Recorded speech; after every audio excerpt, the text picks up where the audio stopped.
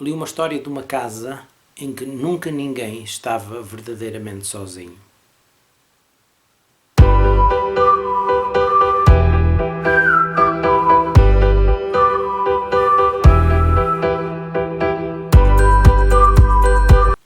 Esta foi uma leitura para a qual eu saí um bocadinho dentro da minha zona de conforto. Este é um livro que normalmente eu não leio, este género, mas para uma leitura do projeto da Ana, da Anatomia do Livro, Casas em Livros, eu li A Companhia Silenciosa de Laura Purcell. E este livro porque é que eu digo que é fora da minha zona de conforto? Porque este livro é um livro considerado gótico ou mesmo terror gótico, e não é uma coisa que eu leia de certeza. Eu até posso dizer que se eu visse este livro em filme, eu não conseguia ver o filme todo, de certeza. Eu não vejo filmes de terror, não me dá gozo ver filmes de terror, nem ver coisas muito explícitas. Aqui, como foi lido, não tive grande problema. Não sei se já pensaram nisto, mas uma coisa é ler, por exemplo, que alguém espeta uma faca no olho de outra pessoa. E pronto, lê-se e não há assim um impacto, pelo menos em mim. Ver num filme alguém a espetar uma faca no olho de outra pessoa é completamente diferente. Eu não sou assim inocente, sei que é um filme, mas depois eu levo essas coisas todas para os sonhos, e o argumentista dos meus sonhos é muito pior do que qualquer argumentista de filme de terror, por isso vai buscar o que eu vi e vai buscar muito, e inventa muito mais. Por isso eu não vejo filmes de terror. Ler, também não costumava ler, a partir de agora já não sei, porque eu adorei esta leitura. E vamos então à Companhia Silenciosa. Isto é uma edição da Top Seller, uma edição de 2019, mas o livro foi editado originalmente em 2017. A autora é uma autora inglesa, Laura Purcell. E este livro é dividido, conta-nos uma história de ambiente, como eu já disse, ambiente gótico, com algumas características dos romances góticos. Se quiserem saber mais sobre romances góticos, há um podcast, eu vou deixar o link, há um podcast da Ana, da Anatomia do Livro, em que ela explica bem o que é a literatura gótica. Não valia a pena eu agora estar aqui a repetir, vão lá, ouçam. E se ainda não ouvem o podcast da Ana, estão a perder bastante, porque ela fala muito bem sobre livros que lê e de vez em quando dá quase umas aulas de literatura, o que é muito bom. Eu tenho aprendido muito. Ora então, começamos num sanatório, um instituto que é o Hospital de St. Joseph, o hospital, e isto passa-se em Inglaterra do século XIX. O livro está dividido em 3 épocas temporais e começa com um médico deste instituto, deste hospital de St. Joseph, São José, não é o nosso hospital de São José, mas começa com um médico que está a ver uma paciente que deu entrada como louca. Ela não fala e ele tenta com vários métodos fazer com que ela fale, com que ela conte a história dela e conte o que se passa e o que a levou a ser dada como louca. Ela não fala, mas acede a escrever numa pequena ardósia algumas coisas para dar algumas pistas ao médico, ou para contar assim a sua história. E passamos então à história dela. Ela era uma jovem casada, grávida, e o marido morre numa casa, numa mansão de campo da família que ele estava a arranjar. A casa é uma casa muito velha, a precisar de reforma, a precisar de obras, e ele estava lá para preparar a casa para eles para irem para lá, e morre com uma morte um bocadinho estranha, para começar. Ela vai para lá para enterrar o marido e leva a única familiar que o marido tinha, uma prima, Sara. Ela vai como dama de companhia, porque ela está grávida, precisa de ajuda, não conhece ninguém, tudo é estranho para ela, e vão então para aquela mansão, que é uma mansão, claro, neste tipo de livros, isolada, cercada por uns pântanos, tem nevoeiro, tem todos estes elementos da literatura gótica.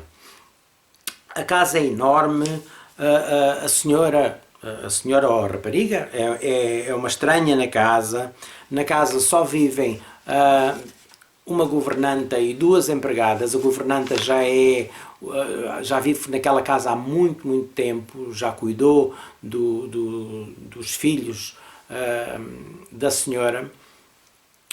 E a aldeia mais próxima não tem boas relações com aquela casa. Há qualquer coisa, as pessoas da aldeia não vão àquela casa, culpam as pessoas, evitam ir para aquela casa. Um mistério que ali surpreende a dona, porque a dona estava a pensar que a casa, ela não sabia nada destas coisas. Junto à casa há também um cemitério, o cemitério da família, o cemitério da região, onde o marido, que está morto para ser velado e para ser enterrado no segundo dia. Nessa noite ela ouve uns barulhos muito estranhos no sótão. Parece que se estão a serrar ou estão a roer madeira, um barulho muito estranho, mas não consegue descobrir o que é que é. Sobe umas escadas, vai até ao sótão e encontra então a governanta, que lhe diz que devem de ser ratos ou outros animais que estão lá no sótão.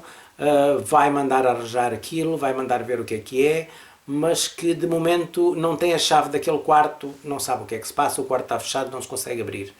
E ela manda contratar alguém para ir ver o que é que se passa naquele quarto, por causa daqueles estranhos barulhos, e se for animais é uma chatice, é um incómodo.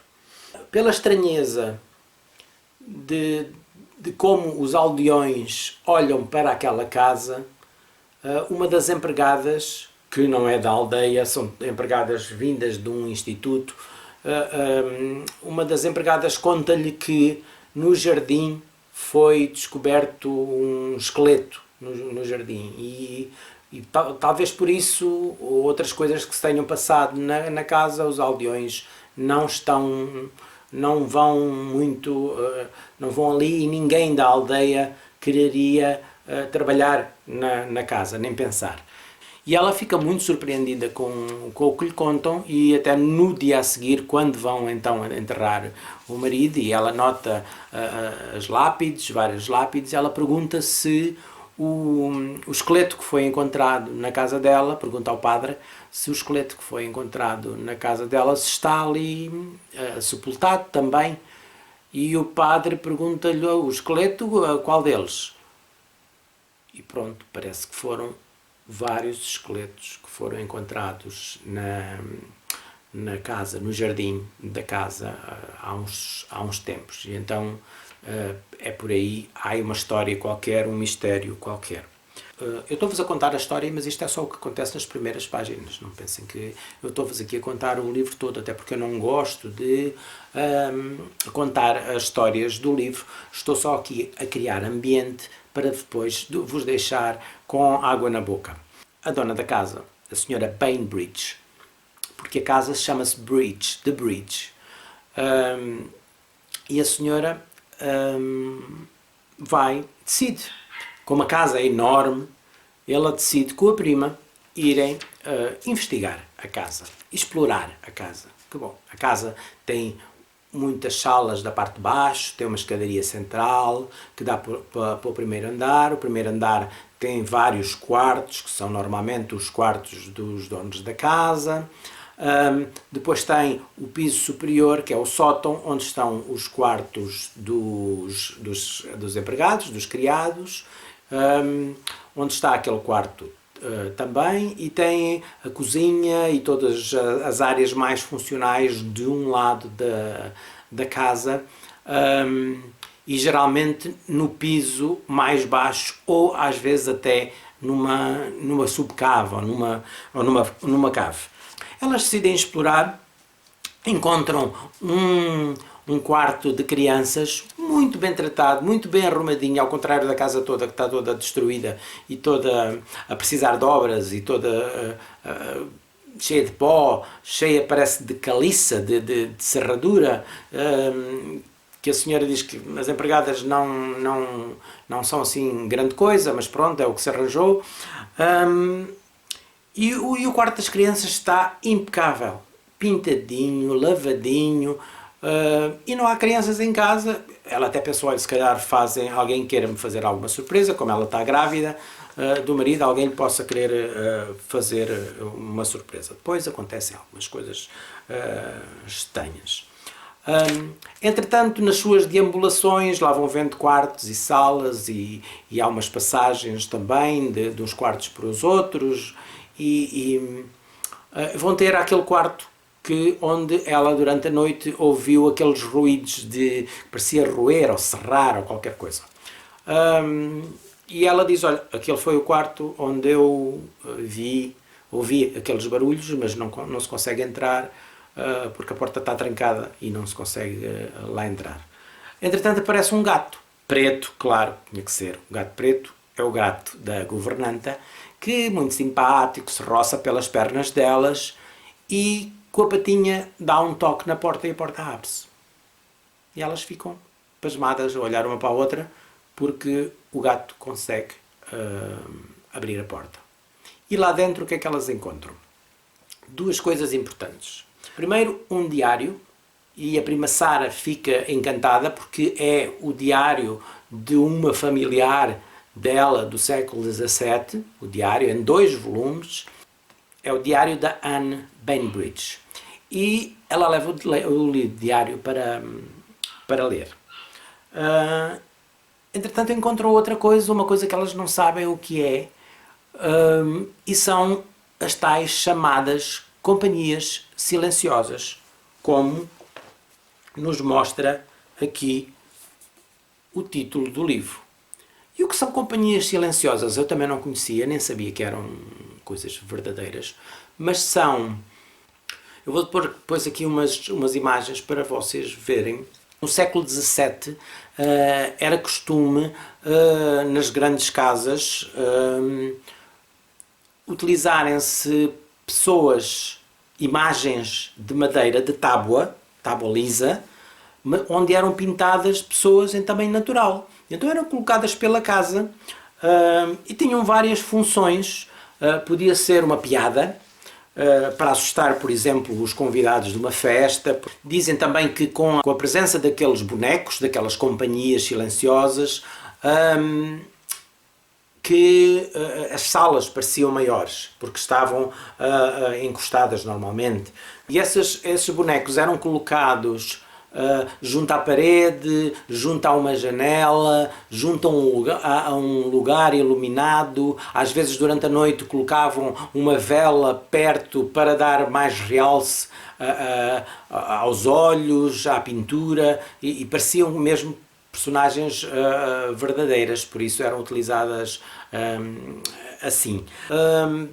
Geralmente também representavam soldados, às vezes representavam empregados, outras vezes senhores ou mesmo crianças. Representavam personagens que poderiam viver naquela casa, e como eu já disse, às vezes eram nas festas, serviam-se para assustar convidados, também para afugentar, diziam que podia ser útil para afugentar ladrões, porque estava sempre alguém em casa, e também para dar uma certa companhia, porque as casas, muitas vezes, quando não tinham muita gente, as pessoas, os donos da casa, estavam sozinhos, e aquilo parecia uma companhia que estava ali.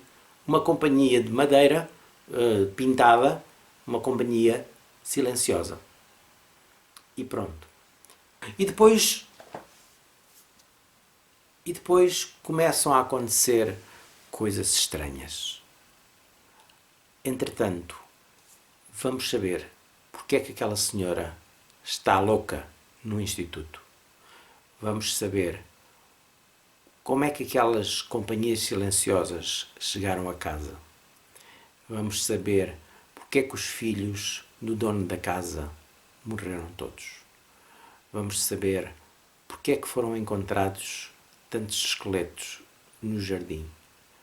E vamos conhecer quem vivia na casa em 1635, a Anne Bainbridge, pelo seu diário.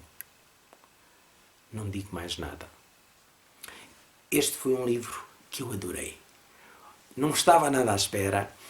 A história está muito boa, está muito bem contada. Tem, claro, elementos góticos, elementos com um bocadinho de terror, mas é aquela coisa,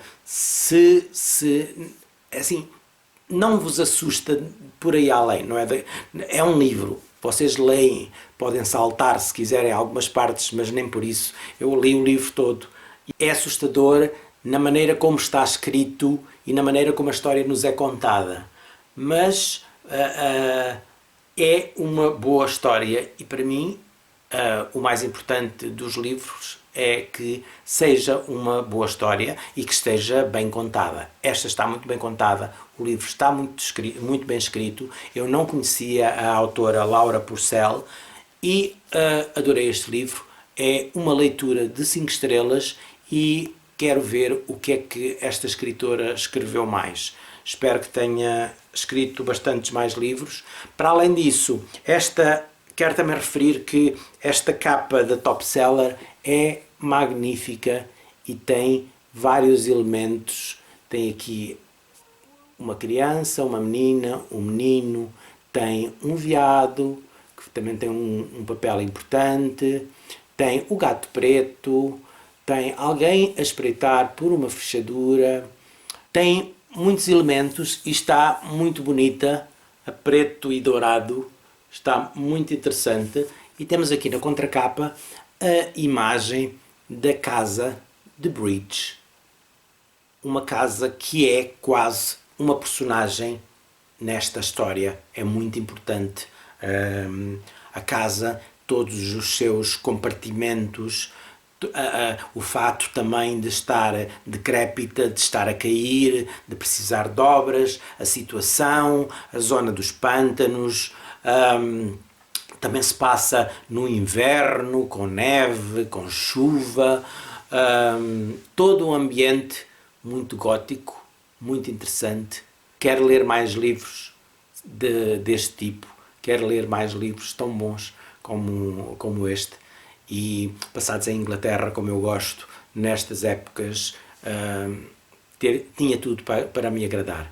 Digam-me se já leram este livro ou se conhecem mais algumas coisas da Laura Purcell para eu ler. Eu quero mesmo ler mais desta autora. E se não leram, espero que tenham ficado pelo menos curiosos e que se proponham a fazer esta leitura. Acho que se gostarem deste tipo de livros e destas histórias bem construídas, que com um fim que às vezes não é o fim que nós estávamos à espera, mas são fins bastante interessantes, é uma boa leitura, aconselho a todos, espero que gostem, boas leituras para todos.